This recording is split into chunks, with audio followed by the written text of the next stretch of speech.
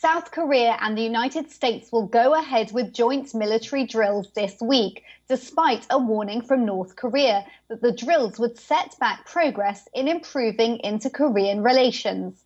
Calling Seoul treacherous, sister of North Korean leader Kim Jong Un said that the drills are an unwelcome, self-destructive action that threatens the North Korean people and raise tensions in the Korean peninsula.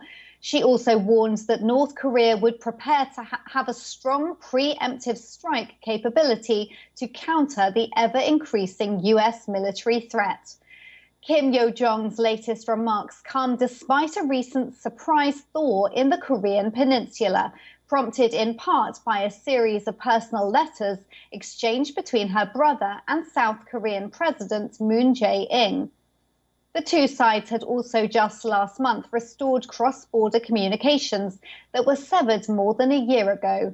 But North Korea's reaction to the drills threatened to upend efforts by the South Korean president to restore relations.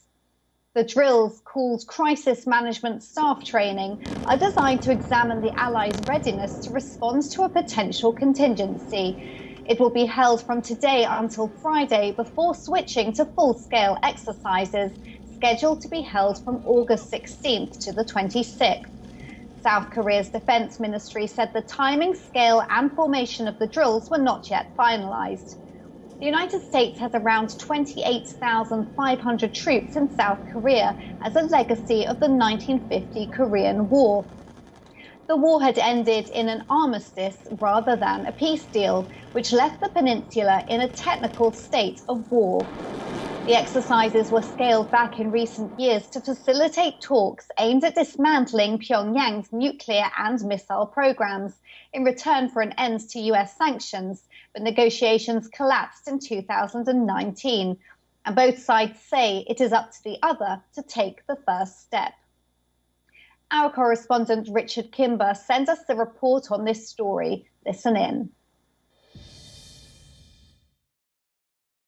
Well, it certainly brings us back to the stalemate that we were looking at before those high-profile meetings between the then President Trump and Kim Jong Un. Kim Jong Un's sister, who's increasingly been the strongly worded spokesperson for the North Korean authorities, saying, as you mentioned there, that this is going to just inflame tensions with the South-North Korean relationship. She says that in reality, she says, only practical deterrence and not words will be the means by which peace can be secured on that border. Really completely the opposite of what had been discussed before, because just a year ago there had been a re-establishment of a vital hotline between Seoul and Pyongyang to try and advance talks of reconciliation, and a year ago there was even talk of a joint liaison office being set up again between the two governments.